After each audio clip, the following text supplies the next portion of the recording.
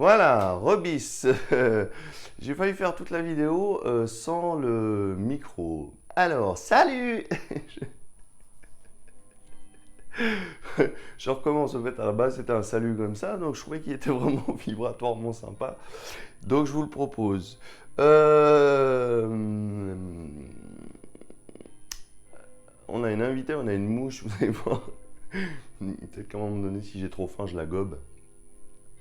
Puisque cette vidéo, en fait, le sujet, c'est l'alimentation. Et Max m'a proposé en fait de pouvoir développer cet aspect-là sur une vidéo et je trouve très intéressant. Et je me suis rendu compte en fait en préparant cette vidéo que l'alimentation, ça avait été un petit peu dans mon parcours de vie, d'expérience, c'est l'ancien. Ça a été quelque chose, ça a été vraiment un point d'ancrage un petit peu partout. Pourquoi j'ai envie de vous parler d'alimentation? Parce que j'ai envie de vous dire, j'ai tout essayé. Dans la vie, c'est très important de pouvoir tout essayer. Et l'alimentation, j'ai tout essayé. Que ce soit au niveau d'une alimentation bouddhiste, une alimentation végétarien, une alimentation avec des apports au niveau nutritionnel spécifique, que ce soit au niveau du sport, que ce soit au niveau des prises de masse, c'est-à-dire que à l'époque, quand je faisais du mannequinat, j'avais besoin de prendre de la masse et en même temps de sécher, donc il y avait une alimentation spécifique à ça. Après, je vous fais un petit topo histoire que voilà qu'on puisse placer un petit peu les choses. J'ai fréquenté des gens qui avaient des bibles dans la tête au niveau alimentaire, avec un savoir qui était assez extraordinaire, mais moi j'étais complètement dépassé au niveau de tout ce qui est protéines, fibres, oligo-éléments, acides aminés. C'est quelque chose à chaque fois qui me dépassait, mais j'ai voulu un petit peu approfondir tout ça. J'ai eu la possibilité de voir des gens qui faisaient absolument pas attention à leur alimentation dans des maisons de psychiatrie, en prison. Au niveau du fitness, j'ai vu des gens qui faisaient des trucs au niveau alimentaire assez fous, c'est-à-dire qu'ils arrivaient, ils disaient oui, je comprends pas, je mange qu'une fois par jour, pourtant je perds pas de poids. Donc finalement le corps, en fait, il peut pas, en fait, on le prive de choses et il stocke des graisses volontairement pour pouvoir survivre. C'est un moyen de survie. Donc il y a eu ce côté-là, il y a eu des gens qui couraient sur des tapis de course pendant des heures et des heures, qui perdaient rien parce que derrière ils étaient sur travail physique et il n'y avait pas la possibilité de perdre. J'ai pu accompagner aussi des gens donc, au niveau de l'obésité, donc il y avait vraiment des problématiques. Et tout ça pour dire que l'alimentation, c'est un sujet très vaste, c'est un sujet qui est hyper intéressant, qui est hyper enrichissant, mais qui est amené dans le monde par des concepts. Les véganes, les végétariens, le bio, la malbouffe, et ainsi de suite. En fait, c'est des concepts qui font qu'à un moment donné, on amène l'homme dans des cul-de-sac, dans des choix, dans de la dualité. Parce que, par exemple, si on regarde au niveau alimentaire, malbouffe, il y a le côté pas bon et il y a le côté qui est bon au niveau du plaisir et qui fait on arrive dans une dualité. Dans l'alimentation qui est peut-être juste végane, on arrive dans du bon pour le corps et en même temps on est dans une problématique de pas bon peut-être gustativement sur certains aliments. Pas tous parce qu'il y a des plats qui peuvent être extraordinaires, mais on est toujours dans une relation un petit peu de culpabilité qui fait qu'on a le cul entre deux chaises. C'est c'est littéralement ça, en fait, on a vraiment le cul entre deux chaises et qui fait que on se nourrit plus par culpabilité ou par envie d'atteindre un objectif. Par exemple, si on a peur de la mort, bah, on va s'alimenter de manière beaucoup plus saine pour vivre plus longtemps. Mais est-ce que le problème, est-ce que c'était pas le et si j'ai peur de la mort qui fait que j'ai une alimentation? Donc elle est souvent drivée à droite et à gauche par des concepts et des croyances.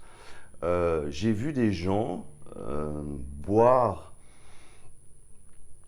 1,5 litre, voire 2 litres de Jack Daniels, par exemple, par jour, avec 3, 4, 5, 6, je vous dis les quantités, ça va vous paraître un petit peu de la fabulation, alors que c'est vraiment ça, quoi. C'est 5, 6 litres de bière, et vivre jusqu'à 90 ans, 90 ans, comme on dit en Suisse, et, euh, et d'autres, j'avais lu un bouquin sur l'alimentation crue, les bienfaits de l'alimentation crue, et la personne est décédée à 30 ans d'un cancer. Il y a eu aussi le cas, c'est chez Servan-Schreiber par exemple, qui disait voilà, il faut méditer, il faut manger mieux et ainsi de suite, parce qu'il avait un problème, il avait une tumeur au niveau de la tête. Cette tumeur, elle s'est résorbée, et au moment en fait où il a commencé au fait à vendre ses livres et puis démarcher et puis être dans le stress, bah, il a perdu ses repères et il est décédé. Donc voilà, donc l'alimentation en fait c'est vraiment un vaste sujet.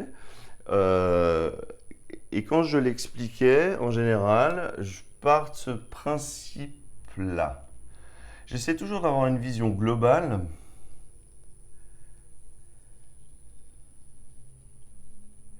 et absolument pas une vision sectaire. C'est-à-dire que c'est pour amener une vision globale, ça permet de se positionner et de pouvoir comprendre un petit peu les mécanismes.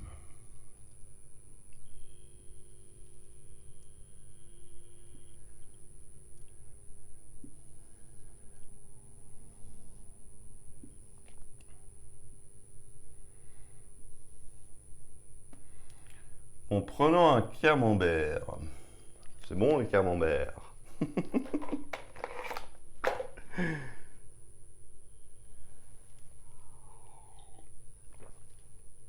Ça, c'est par exemple un verre qu'on gagne chez McDo.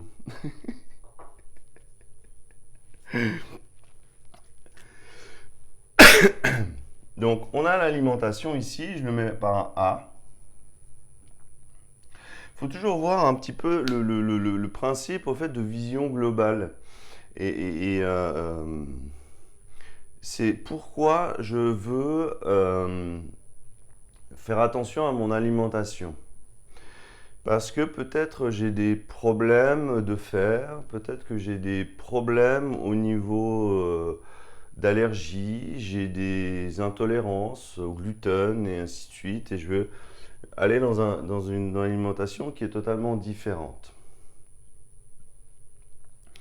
Donc c'est une partie de notre mécanisme global.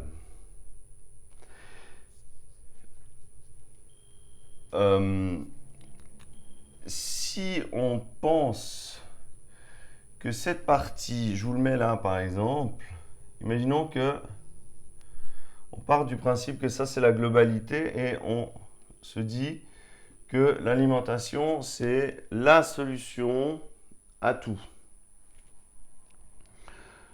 Ben, je prends un exemple. Je connaissais des personnes qui à un moment donné, c'était un médecin qui a décidé au fait de révolutionner son alimentation et révolutionner sa pratique avec ses patients. Et qui s'est dit voilà, ben, l'alimentation, il faut qu'elle soit hyper saine, il faut qu'elle soit bio, il faut qu'elle soit naturelle, il ne faut plus qu'il y ait de produits qui soient, je ne sais plus comment on dit, qui soient comme le sucre ou d'autres. Il ne faut pas que ce soit des produits qui soient modifiés. Donc on va aller sur le c'est sain, totalement sain, et à partir de là, on va résoudre tous les problèmes et toutes les maladies. Donc on est dans ce mécanisme-là. Euh, pour avoir vécu avec eux pendant quelques jours, pendant des vacances, je peux vous garantir que au fait, l'alimentation, en effet, ça prend toute la place parce que ça prend des heures et des heures de préparation pour arriver à un repas sain. Donc, ça veut dire qu'une personne qui se dit oui, bah, il faut absolument que j'aille là parce que mon médecin me le dit, parce que la société me le dit, ils sont en train de, voilà, on est en train de promouvoir partout l'alimentation, 3 fruits et légumes par jour et ainsi de suite. Et elle n'a pas le temps de le faire. Qu'est-ce qui va se passer en elle? Elle va créer en fait de la frustration, des angoisses. Je mets F comme frustration. C'est-à-dire qu'elle ne pourra pas atteindre cet objectif parce qu'il y a un problème de temps. Il y a aussi un problème d'argent parce que certains aliments qui sont extraordinairement bons et sains sont très très chers. Donc elle va culpabiliser de ne pas pouvoir y arriver et donc elle va engager une frustration. Une autre personne qui a un problème au niveau relationnel, je mets R, dans la famille, elle va peut-être compenser par l'alimentation et aller dans tout l'alimentation et en exagérant en fait, en mangeant beaucoup trop, en mangeant très sucré, en mangeant trop salé et ainsi de suite. Donc elle est contraire à ce qui se passe dans les publicités, dans les médias. On va lui dire oui, non, là, c'est dramatique ce que tu es en train de faire, tu es en train de te suicider. Mais en même temps, elle est en train de compenser quelque chose dans le relationnel parce que ça ne va pas dans son couple, parce que ça ne va pas au niveau de son travail. Et donc, elle prend une soupape. Mais si en même temps, donc elle prend cette soupape, elle va aussi aller dans la frustration. C'est toujours une globalité. On ne peut pas voir l'alimentation dans une chose restreinte avec une vision qui est limitée. C'est pour ça que c'est toujours important de quitter la dualité et de ne pas agir sur des frustrations, de ne pas agir sur du relationnel, de ne pas agir sur... Il y a des gens qui ont des problèmes par exemple physiques, pas bien dans leur corps, se sentent gros ou trop maigres et qui fait qu'à un moment donné, bah, on a le problème physique qui prend le dessus, donc je vais compenser. C'est toujours des mécanismes compensatoires en fait, qui fait que ça nous amène toujours dans des directions qui sont un petit peu à chaque fois opposées pour essayer de compenser et à ce moment-là, on est toujours dans une dualité, dans le bon et le pas bon. Et ce qui fait qu'on est toujours entre les deux, alors qu'on devrait se situer dans le centre. C'est une flèche. Donc par exemple, il peut y avoir des problèmes au niveau avec les enfants. Ils nous pompent l'énergie, ou ils demandent beaucoup, ou je me sens pas à l'aise dans l'éducation, je me rabaisse systématiquement, ou je fais trop. Hein, il y a beaucoup de parents, par exemple, qui se disent, bon, bah ok, bon, l'école ne me convient pas et je vais aller dans l'école à domicile. C'est une bonne chose. D'ailleurs, c'est même tellement bon qu'ils vont peut-être la supprimer au niveau de l'État. Euh, mais en même temps, est-ce que c'est si bon que ça? Parce qu'on va surcompenser au fait et on va essayer d'instruire l'enfant en amenant trop d'informations ou trop le laisser libre. Donc on est toujours dans une dualité, on est toujours dans un éclatement de l'ego qui se situe toujours en haut et en bas. Il peut y avoir des problèmes hormonaux. Donc là, c'est plus le physique, la physique plastique et hormonale. Problème de glande thyroïde. Il y a des gens qui ont des problèmes de glande thyroïde, par exemple, et qui gonflent au fur et à mesure, et qui ont beau faire hyper attention à l'alimentation. La problématique au niveau de la glande thyroïde, elle s'amplifie et donc on est toujours dans une... Voilà, j'ai un problème hormonal, mais je ne le sais pas.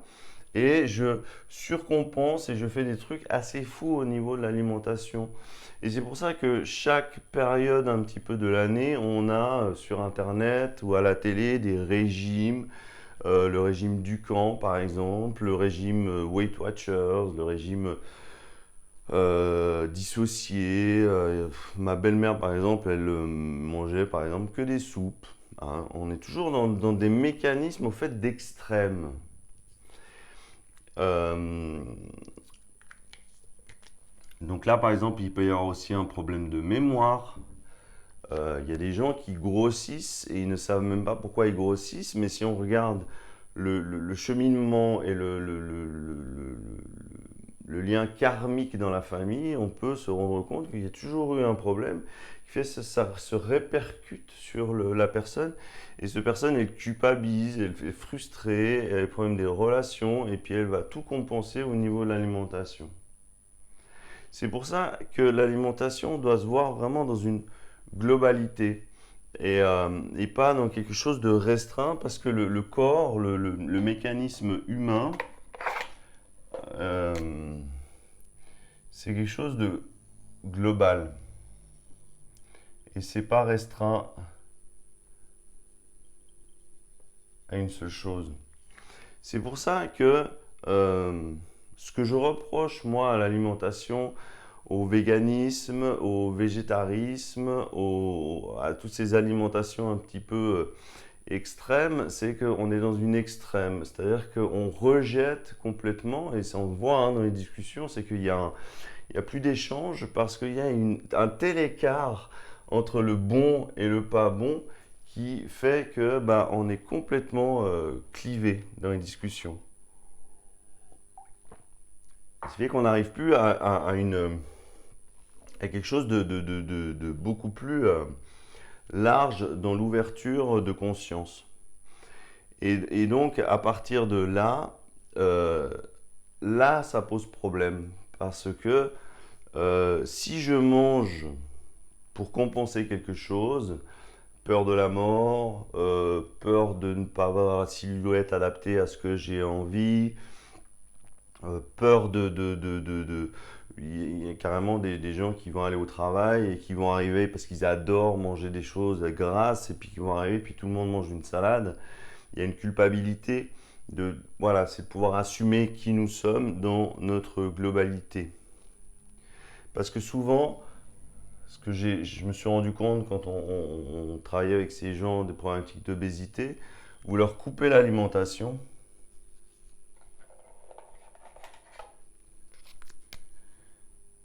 Parce que c'est sincèrement une personne qui travaille dans l'obésité, qui a des problèmes d'obésité, qui on doit lui faire un bypass, c'est vraiment que son indice de masse corporelle est gigantesque et il y a vraiment des risques pour la santé. Donc on la coupe dans son alimentation parce qu'elle passe d'une extrémité à une extrémité et donc on est vraiment dans la totalité, dans une dualité qui est extrême. Elle va compenser. Il va se passer quelque chose dans son relationnel parce qu'on a coupé qui fait que par exemple le couple va sauter ou elle va créer des autres problématiques au niveau du physique. Il y a des problématiques au niveau hormonal qui vont se libérer. Au niveau des mémoires, elle va culpabiliser, et ainsi de suite. Et donc, en fait, on l'envoie au casse-pipe parce que on a verrouillé cette histoire d'alimentation et on a amené des frustrations. Donc, ce qui est vraiment primordial pour les gens que vous rencontrez ou pour vous-même, c'est de pouvoir être à l'écoute de soi. Si on est réellement à l'écoute de soi, on va se rendre compte qu'il y a des périodes où on va manger beaucoup plus sucré et des périodes où on va manger beaucoup plus salé, des périodes où on aura envie plus de manger une fois par jour, d'autres périodes où on aura envie de manger 4, 5, 6, 7 fois par jour. Et on est toujours dans une adaptation en fonction de notre organisme et ses besoins. C'est toujours ça le problème qui fait que les gens n'ont plus conscience d'eux-mêmes. Et à partir du moment où j'ai plus conscience de moi-même et de mes ressentis, je vais aller prendre des références à l'extérieur qui ne sont pas forcément adaptées à moi et je vais essayer de faire des choses qui me conviennent peut-être pas. C'est pour ça que les gens, ce qui était flagrant par exemple dans les fitness, c'est que les gens en fait ils prenaient une résolution, ils arrivaient, moi je veux ça, ça, ça, ça, ça, ça, ça, parce que ils revenaient de vacances et puis ils se sont pas supportés physiquement ou après Noël ils ont trop mangé et au fait au bout d'un mois on les voit plus parce que tout est cyclique, tout est en évolution et si on veut se fixer un objectif bien précis par rapport à des pensées et des mémoires, ben on va perdre le fil et à un moment donné on n'arrivera pas à tenir. Moi je me souviens quand j'étais végétarien, euh, alors je m'éclatais à expérimenter des choses, mais le jour où je me suis dit, ouais, mais au fait, tu le fais. Parce que je le faisais à la base, ouais, les animaux, j'étais un peu très namasté. Et oui, alors c'est pas bien de faire du mal aux animaux et tout ça. Donc j'étais vraiment dans cet objectif-là. Il faut plus manger de viande, vous vous rendez pas compte. Mais en même temps, on reste un corps animal. On reste un corps qui a besoin de protéines. Les graines germées, le tofu, les lentilles, tout ça, à un moment donné, ça manque peut-être de saveur. Et le corps, en fait, on le frustre, on lui crée un manque. Et puis le jour où j'ai quitté ce côté namasté, cuicui, les petits oiseaux, ben, je pense que je me suis pas reconnu. C'est-à-dire que j'ai mangé des quantités de viande qui étaient astronomiques. C'est-à-dire qu'en fait, c'est comme si un verrou avait pété et j'avais besoin de remanger pour pouvoir amener mon organisme en fait à quelque chose de différent. Mais si j'avais été dans la culpabilité, j'aurais dit, oh, c'est pas bien, t'es pas capable, t'as pas de volonté, et ainsi de suite, et t'es perdu. T'es perdu si tu commences à aller dans ce principe-là. Et c'est pour ça que, regardons toujours la globalité. Il y a des gens, par exemple, qui ont des problèmes relationnels. Vous réglez le problème relationnel. Donc, il y a des gens plutôt, pardon, excusez-moi, je remets juste un peu, qui ont des problèmes relationnels et qui compensent par l'alimentation. Vous ne touchez pas à leur alimentation. Vous réglez les problèmes relationnels par du thérapeutique, de l'accompagnement, peu importe. Et le problème d'alimentation, il se résout systématiquement et automatiquement, il n'y a plus de problème. C'est pour ça qu'il est vraiment très important et c'est pour ça quand j'en discutais avec Max et il me disait oui, il me faut manger sain. Je dis oui, oui et non. C'est toujours le centre. Le centre, c'est une partie du oui et une partie du non qui fait qu'à un moment donné, on arrive à un centre. C'est pour ça que actuellement, il y a la culpabilité sur beaucoup de choses dans le fait que il y a des gens qui ne savent pas comment manger sain et on leur dit il faut que tu manges sain. Alors ils se disent bon, je vais aller au magasin, oh, ben, je vais regarder un produit bio, oh, ben, putain, il est 3 fois plus cher que. C'est en train de s'équilibrer. Avant c'était vraiment une extrême, mais il est 3 fois plus cher que mon produit que j'ai l'habitude. Il regarde son portefeuille, il se dit wow, à la fin du mois il va lui rester 10 euros ou il sera à moins 50. Vous voyez, c'est toujours un mécanisme de frustration et ce que j'expliquais à Max et ce que j'essaie de vous partager, c'est ne jamais être dans le bon, pas bon, mais être dans un centre de pouvoir, créer, être dans la créativité de l'alimentation, euh, pouvoir apporter des compléments alimentaires, ça peut être un plus, mais si ces compléments alimentaires, ils coûtent la peau du genou et puis qu'on n'arrive pas, on va être complètement déséquilibré dans tout ce mécanisme. Et à la base, il y avait un problème alimentaire et puis peut-être qu'il y aura 10 problèmes supplémentaires qui va faire que j'aurai beau me nourrir de manière saine, je vais tomber malade parce que j'aurai trop de stress, parce que j'aurai trop d'anxiété, parce que je serai trop dans la frustration. Et donc l'organisme, en fait, il fonctionne comme ça. C'est-à-dire que on parle de l'homéostasie au niveau du corps. Le corps, c'est l'homéostasie, c'est l'équilibre général. Et une fois qu'on a trouvé l'homéostasie, le corps se gère et s'autogère de manière autonome. C'est-à-dire que, par exemple, on parle des chemtrails actuellement, qui vont sur l'organisme, mais l'organisme, il a une capacité, quand la dose de toxicité, elle est vraiment très restreinte, de s'auto-alimenter, de s'auto-gérer. Et à partir de là, je peux m'autoriser à aller manger un kebab sans que j'ai la culpabilité de grossir. Et ça fait que, en fait, le fait de prendre du plaisir à manger ce kebab va être beaucoup plus intéressant dans la digestion que si je vais y manger le kebab et je culpabilise de ça, puisque la digestion va se... Toutes les émotions, toutes les frustrations, tout ça vont créer dans l'homéostasie un blocage. Les usines qui éliminent les déchets vont saturer. Et à partir du moment où elles saturent, l'organisme il élimine pas correctement. C'est simple. Hein. Non, pour moi, c'est vraiment c'est hyper important en fait, de pouvoir décortiquer les choses et de pouvoir vous les amener de manière beaucoup plus large de par l'expérience peut-être que j'ai eue dans ma vie. J'ai eu la possibilité de vivre ces choses et qui fait qu'on a un regard totalement nouveau. Et donc, en ayant ce regard totalement nouveau, on prend de la distance, on est plus dans l'acceptation de nous-mêmes, de nos ressentis, et on s'autorise à s'écouter. Et à partir du moment où on s'autorise à s'écouter, les choses deviennent beaucoup plus simples. Et l'alimentation va se réguler dans ce que le corps a besoin et va devenir beaucoup plus saine. Mais de temps en temps, on va pouvoir s'autoriser des choses.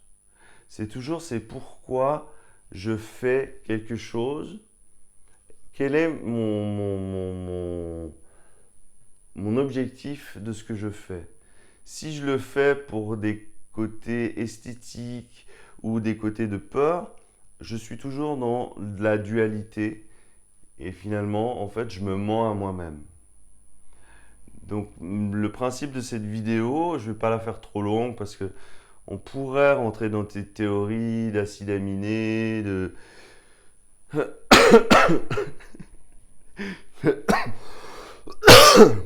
Ça me fait tousser. Mais on se perdrait dans la connaissance. Le but, c'est de la conscience de soi. À partir du moment où on a conscience de soi, on n'est plus dans des concepts de croyances qui fait qu'à un moment donné, on est libre à l'intérieur de faire ce qu'on a envie et on ne se perd pas dans tout et n'importe quoi.